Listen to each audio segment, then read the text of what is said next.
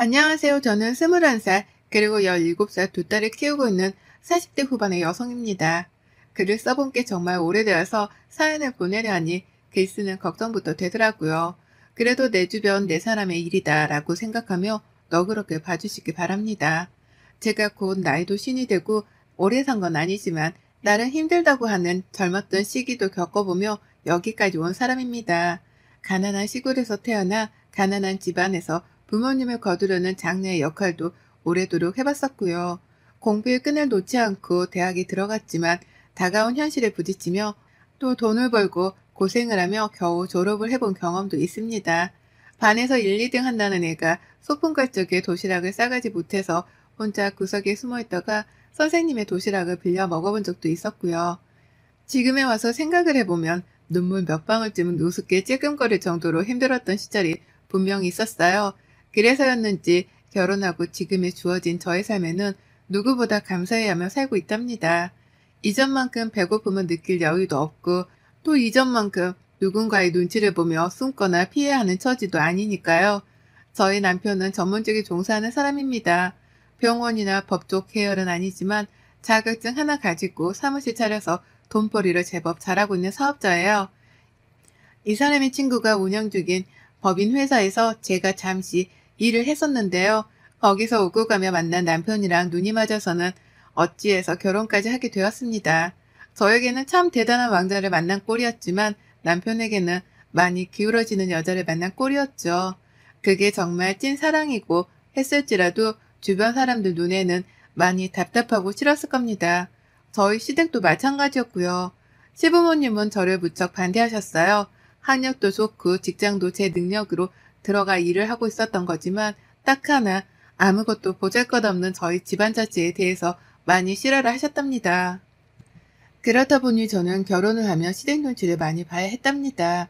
남편만 보고 있으면 나를 많이 아껴주고 또 돈 눈치, 사람 눈치 보지 않도록 많이 도와줬지만 시댁 앞에만 서면 저는 한없이 작아졌어요.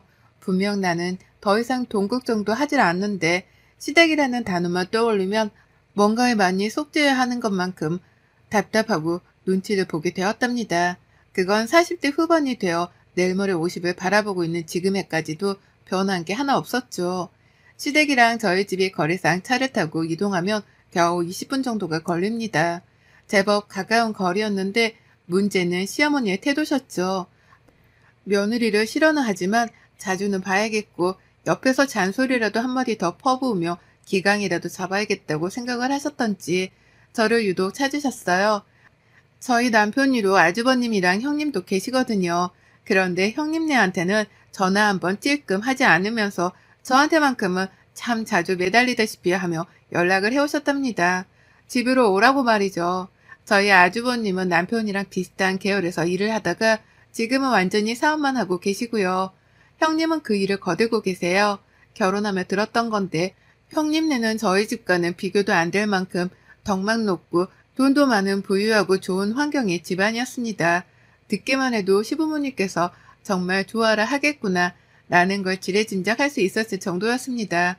그리고 그 예감은 적중했어요. 결혼을 하고 나서 보니 시부모님, 특히 시어머니가 형님 눈치를 그렇게 보더라고요. 제가 시어머니 눈치를 보는 것 마냥 시어머니도 형님 눈치를 보는 겁니다. 그냥 명절에 며느리한테 전화를 한 번 하는 것마저도 해도 될까 하는 고민을 몇 번이나 하고요. 형님께 전화를 거는 정도였습니다. 저한테는 그냥 생각나는 대로 밤이든 새벽이든 전화를 해대는 분이 말입니다. 다 같이 모이더라도 당연하다는 듯이 저에게는 심부름을 시키면서 형님께는 단 한 번도 뭘 부탁하신 적이 없었어요. 물 한 잔조차 형님 앞에서는 직접 일어나 떠마시거나 굳이 멀리 있는 저를 불러내 떠오라고 시키시곤 하셨죠. 그렇다 보니 어느새 저희 관계는 참 우스워졌습니다. 갑 중에 갑이 형님이셨고요. 그 아래에 시어머니, 그리고 그 가장 밑바닥에 제가 있었죠. 형님도 저를 부려먹는 시어머니의 태도가 익숙하셨던지 어느새부턴가 저에게까지 심부름을 시켜대며 시모 노릇을 하려고 들었어요. 어느새부턴가 수저 하나 놓는 것도 저한테 하라고 시켜대더라고요. 시어머니는 그걸 보며 또 가만히 계시다 잔소리로 더 거들었습니다. 제가 그 사이에 딸들도 둘을 낳았는데 아이들이 어릴 땐 몰랐습니다. 그런데 아이들이 커서 말귀를 알아듣기 시작하고 나니 서서히 걱정되더라고요. 내 아이들이 할머니 집에 왔을 때 이런 꼴을 보고서 나를 어떻게 생각할까라는 걸 말이죠. 그리고 아니나 다를까 이런 걱정들은 모두 현실이 되어서 이제는 아이들이 할머니 집에 가는 걸 죽기보다 싫어한답니다. 가면 엄마 혼자 종년마냥 일을 하고 또 나이대가 비슷한 형님의 시중까지 받들며 힘들어하는 꼴을 봐야만 했으니까요. 남편 하나만 보고 살면 정말 저는 복받은 사람이었어요. 전보다 훨 좋은 환경에서 잘 살고 있는 게 분명한데 시댁하고 얽히기만 하면 저는 언제나 현실 파악을 하곤 했죠. 난 그냥 태생이 못나게 태어난 사람이라서 눈치 보는 팔자를 절대로 고치지 못하는가 보구나 라는 걸 말입니다. 그런 저를 보고서 안쓰럽지도 않은지 시어머니랑 형님은 갈수록 저를 대하는 태도가 기고만장해졌어요. 특히 형님은 저랑 동갑내기 딸자식을 키우면서도 단 한 번은 서로 공감하거나 위로해 주지도 않고 또 덕담이나 대화 자체를 진득히 주고받아 보려 하지도 않으시더라고요. 오히려 뜬금없게도 제가 좋은 대학을 나왔다는 것을 문제 삼으며 몇 번이고 제 자존심에 스크래치를 내셨답니다. 그 좋은 대학을 나와서도 결국 결혼해서 집에 붙어있지 않냐며 시어머니랑 이 말을 농담이라 뱉어내며 깔깔거리고 웃으신 적도 있었고요. 저희 아이가 학교에서 내내 전교 1, 2등을 놓치지 않으며 좋은 성적을 받아올 때에도 저희 남편이 자랑하는 말에는 침묵을 하고 계시다가도 제가 기분 좋다며 따라 웃으면 그래도 동서머리가 영 돌대가리는 아니었나 보네. 나는 막말을 퍼부으며 가소롭단 듯 웃어보기도 했어요. 남편이 놀라 돌대가리가 뭐냐고 되물으면 형님은 우리 도련님 또 사랑꾼 되셨네. 농담이에요. 농담. 라면서 웃으며 또 서둘러 자리를 떠버리셨죠. 저한테 똥을 투척하시고는 그냥 그 길로 사과 하나 제대로 안 하고 도망을 가버리신 겁니다. 이런 식으로 비아냥대며 기분을 망치고 자리를 혼자 떠버린 경우가 더러 있었어요. 늘 얼굴이 울그락불그락 시댁만 가면 저의 자존심은 여기저기 난도질을 당해 너덜너덜해지곤 했답니다. 그걸 위로하는 건 저희 남편이랑 애들이었지만 사실 좀 속상하기도 했어요. 남편은 왜 시댁에서 한마디도 제대로 못하는가 싶어 답답하기도 했거든요. 시댁에서 받을 재산이라도 생각을 해서 가만히 얌전을 떠는 건가 싶기도 했고 나를 정말 소중한 사람으로 생각해 주질 않는가 보구나 싶기도 해서 저 혼자 실망을 했습니다. 누구도 알지 못하게 혼자 쏘가리를 하며 사는 일이 많아졌고 그렇다 보니 더 이상 돈 걱정을 하지 않지만 마음고생은 한결같이 해오고 살았어요. 그러다 저희 큰아이가 작년에 수능을 칠 나이가 되었고요. 저희 아이는 재수를 하게 되었습니다. 워낙 공부를 잘하던 아이였는데 수능을 망친 바람에 더 좋은 대학으로 진학을 하기 위해 스스로 내린 결정이었어요. 저희 부부는 무조건 아이를 응원하기로 했고 그래서 지금 열심히 뒷바라지를 하는 중이었고요. 하지만 이것마저도 시댁에서는 특히 형님은 눈엣 가시로 취급을 하셨어요. 그냥 뭐가 다 마음에 들지 않으셨던 거죠. 형님의 아이도 저희 아이랑 동갑이고 같이 수능을 쳤는데 이번에 대학을 갔거든요. 서울 안에 있는 하위권 대학에 말이죠. 형님이 저를 싫어하는 걸 아니까 형님 아이가 수능을 칠 때에도 그리고 대학에 붙었다는 소식을 들었을 때에도 저는 무조건 격려하고 칭찬하고 또 안부를 여쭙는 전화만 날렸습니다. 물론 형님은 저희 아이한테 그 어떠한 응원의 말씀도 해주려 하신 적이 없었으나 전 그냥 자식이 수험생이니 형님도 얼마나 떨리실까 싶은 마음에 아이한테 응원을 전해달라며 격려의 전화는 남겼죠. 초콜릿이나 수능여 선물도 직접 사다가 보내줬고요. 그렇게 진 수능이었고 형님 딸아이는 대학에 합격을 했는데요. 형님의 태도가 이상하더라고요. 저희 아이가 재수를 하는 것이 꼭 저를 닮아 모지리같이 구는 행동이라며 이해할 수 없던 반응을 보이신 겁니다. 자식의 부모인 저희 부부가 괜찮다며 가만히 있는 와중에 뜬금없이 형님이 말이죠. 더 좋은 대학을 가려는 것 자체가 욕심이고 또 재수를 하게 한 제가 생각이 짧았다며 그 말을 시댁에서 시어머니를 앞에 두고서는 한참이나 중얼중얼 거리시더라고요.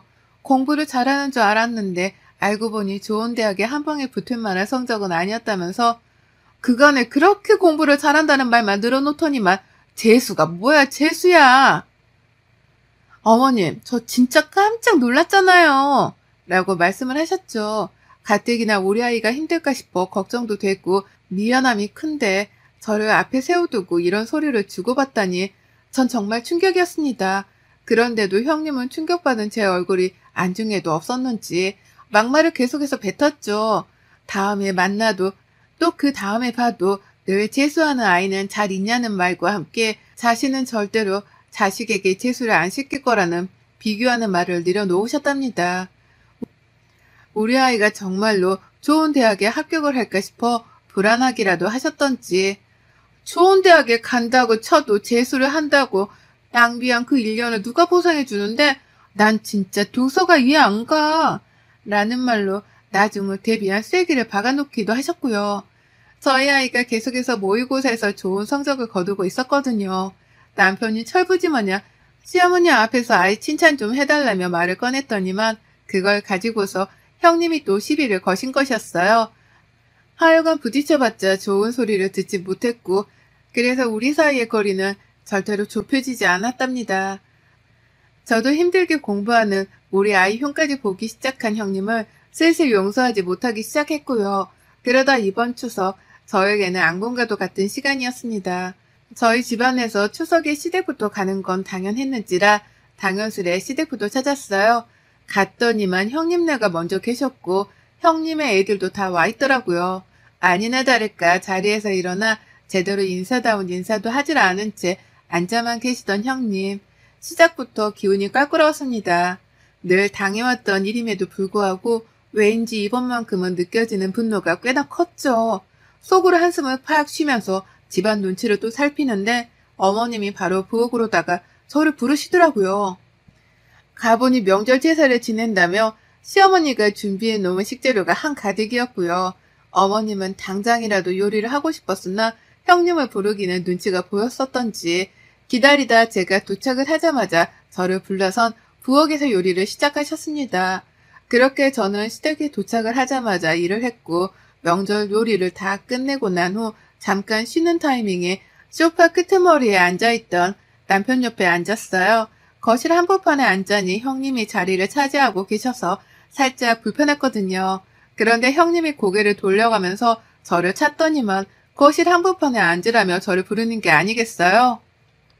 참고로 형님 나이는 쉰입니다. 나이가 반 100살인 어른이라고요. 진드옇게 나이를 먹은 만큼 먹은 양반이 저를 거실 한복판에 앉으라며 불러 세워서는 TV까지 딱 꺼버리는 게 아니겠어요? 온 가족들이 다 보고 있던 TV를 꺼버렸으니 그 모든 시선들은 당연히 저랑 형님 두 사람에게로 향했답니다. 형님은 모든 시선이 우리에게로 향하자 그제서야 우리 수연이가 재수 공부하느라고 힘들 텐데 라는 말과 함께 TV 선반 옆에 있던 자기 핸드백을 직접 들고 오더라고요. 전 순간 기대를 했어요. 설마 재수하는 우리 아이한테 줄 선물이라도 준비를 해오신 건가 싶었거든요.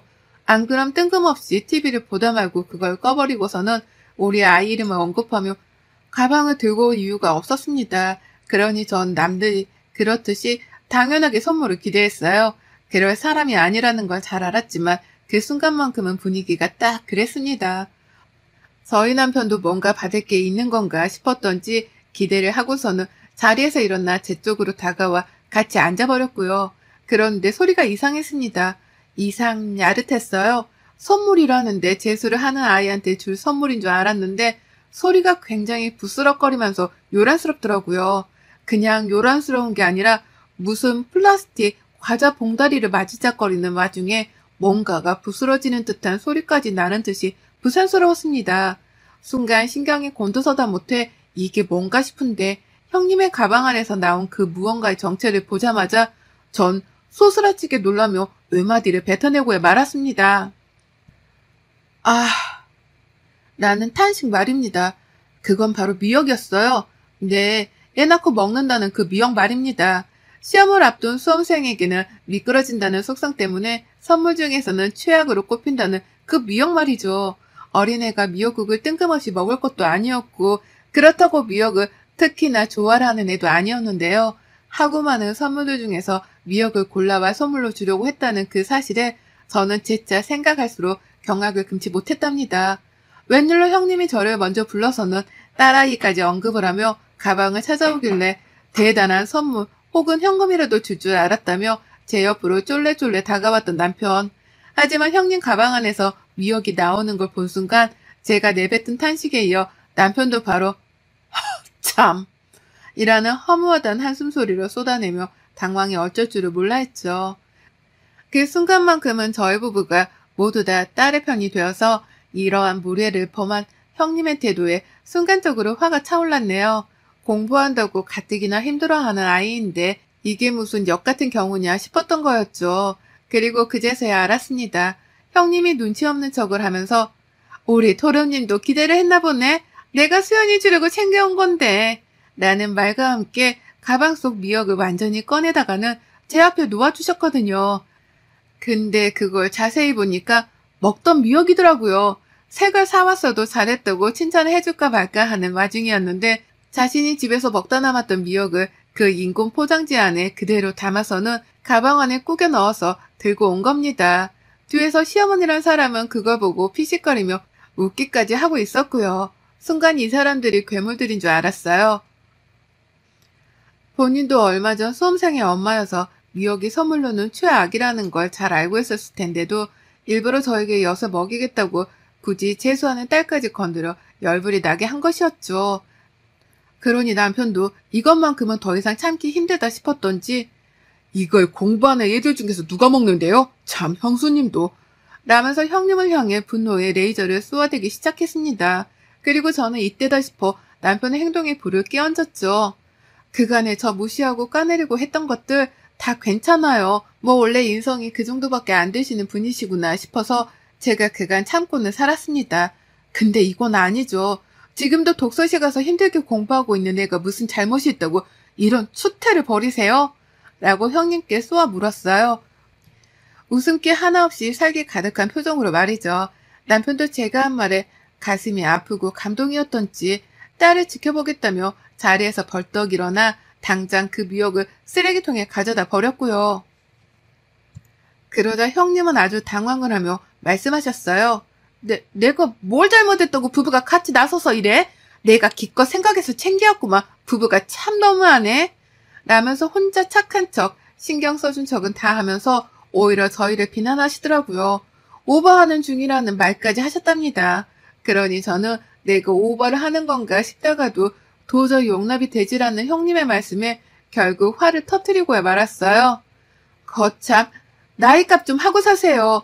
반백살 먹은 양반이 유치하게 뭐하는 짓이야 이게? 정말 수준 낮아서 더는 같이 상종을 못 해주겠네. 라는 말과 함께 자리에서 벌떡 일어나 버렸습니다. 그리고는 남편이 쓰레기통에 가져다 버렸던 그 미역을 다시 꺼내 가져와서는 거실 한복판에서 난리를 쳤죠. 미역을 손으로 부시고 쪼개고 바닥에 떨어뜨려 발로 밟아가면서 시댁을 개판으로 만들어 버렸답니다. 난리부르스로 떨었어요. 형님께는 사과란 말도 안 했어요. 어차피 그 성격에 사과 따위는 없다는 걸 제가 누구보다 잘 알았거든요. 기대하는 게 없었기 때문에 사과는 바라지도 않았고요. 전 단지 제가 지금 너무 화가 나다 못해 감정을 다스릴 수가 없으니 내가 미치면 얼마나 미치는지에 대해서 보여줘야겠다는 생각뿐이었습니다. 그래서 멀쩡한 미역을 갖다가 형님이 보시는 앞에서 미역을 부셔다가 버려댔죠. 정말 한순간에 시댁은 시커먼 것들이 사방팔방에 뿌려져서 난리였어요. 딴 게 아니라 이게 바로 개판이구나 싶었습니다. 남편은 흥분한 저를 말려야겠다 싶으면서도 속이 시원하긴 했던지 슬그머니 바닥에 떨어진 미역을 발로 차버리더라고요. 그건 정말로 제 남편이 미역을 갖다 버린 것에 이어서 할 수 있는 최선의 방법이었기에 전 흐뭇해하면서 내버려뒀어요. 그리고 그난리가 난 시댁을 뒤로한 채 제사상이고 뭐고 아무것도 도울 생각을 안 한 채 집에 가고자 남편을 불렀습니다. 갈 준비를 하라고 말이죠. 시어머니는 그제서야 앞에 나서서 어딜 가냐며 절 붙잡으려 하셨어요. 제가 가버리면 집안에서 제사를 도울 며느리가 없었기 때문에 혼자 그 개고생을 다 하셔야 했거든요. 그게 겁이 났던지 제가 가면 안 된다는 걸 아시고는 어떻게든 붙잡으려 하셨는데요. 전 그런 어머님을 뿌리치고선 급기야 다시는 시댁에 찾아오질 않을 테니 알아서들 친목 다지며 잘 지내라는 말을 통보해 버렸답니다. 둘째 며느리는 이제 없는 취급하고 사셔도 된다고 하면서 말이죠. 그 순간 시어머니의 눈동자가 흔들리는 게 보였습니다. 저를 자꾸만 힘들게 하면 이런 상황이 올 거라는 거 예상하지 못했던 건지 놀라다 못해 충격을 받은 표정이시더라고요. 하지만 상관없었어요. 아무 미련 따위도 남지 않은 시댁이었습니다. 저런 통보를 하자마자 뒤도 돌아보지 않고서 집을 나와버렸어요. 이제는 다시 안 찾아봐도 된다는 생각에 괜시리 속이 시원해 하늘을 한번 올려다봤고요. 뒤따라 차키를 들고 온 남편은 저를 집까지 바래다 주고선 다시 시댁으로 돌아갔습니다. 제사를 지내긴 지내야 하는데 와이프한테 같이 있어달란 말은 차마 못하겠었다고 하더라고요. 그래서 집으로 바래다 주기로 했다고 말이죠. 또 그와 동시에 남편은 말했습니다. 잘했어. 오늘 정말 잘했어. 그날 일을 피웠으니 다신 형수님도 말을 함부로 못하실 거야. 당신은 그냥 오늘 당신이 한 말만 잘 지켜. 절연하고 다시는 우리 집이랑 얽히지 마. 라고요. 제가 절연하겠다고 한 것에 동의를 해준 거예요. 그러니 명절이어도 자기 혼자 시댁에 갈 거니까 저는 절대로 다신 참석하지 않아도 된다는 말도 해준 것이었습니다. 천군만마를 얻은 기분이었어요. 기분이 째져라 좋았답니다. 그 말을 듣자마자 핸드폰도 바꾸기로 결심했고 다신 죽을 때까지 시댁의 시작 것들은 그 누구하고도 얼굴 보고 살지 않기로 하늘에 맹세했답니다. 그리고 저는 결혼하고 처음으로 명절에 2다리 뻗고 누워보고 배달음식이란 걸 시켜 먹으며 그 어느 때보다 행복하고 여유로운 명절을 보냈답니다. 내 딸들이랑 둘도 없이 좋은 시간을 보내서 후회도 없고 미련도 없네요. 그리고 전 앞으로도 다가올 모든 명절들을 이렇게 휴가로 여기며 살 겁니다. 형님의 재수 옴붙은 행동 덕분에 결국 절연 선언을 하고 자유를 찾았네요. 여러분의 생각은 댓글로 남겨주세요. 오늘도 시청해주셔서 정말 감사합니다.